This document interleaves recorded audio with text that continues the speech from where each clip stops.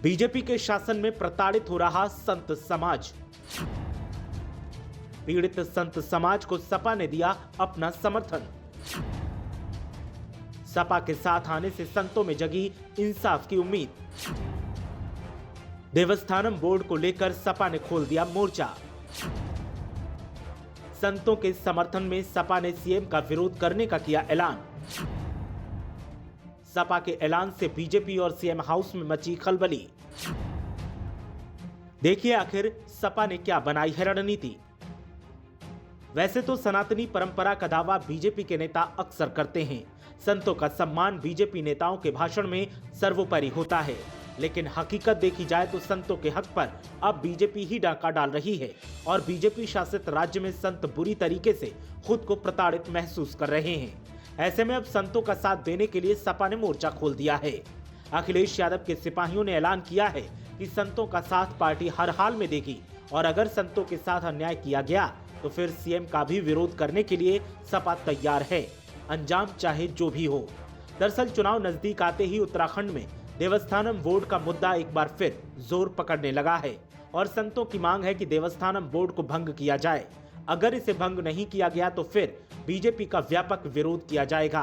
संतों की आवाज में आवाज मिलाते हुए सपा ने जहां समर्थन दिया वहीं सीएम का विरोध करने की बात कही।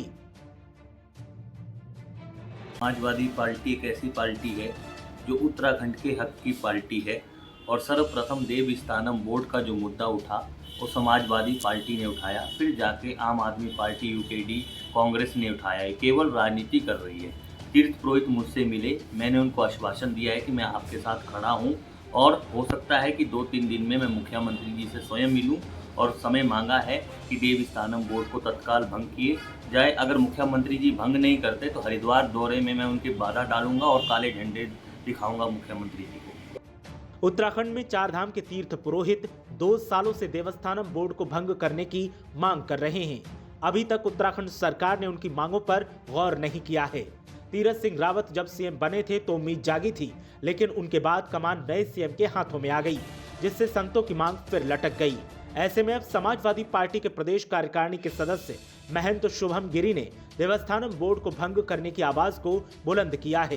साथ ही कहा कि अगर सरकार ने संतों की बात नहीं मानी तो फिर सीएम को मैं खुद काले झंडे दिखाकर उनका विरोध करूंगा और संतों का हर हाल में सपा समर्थन करेगी।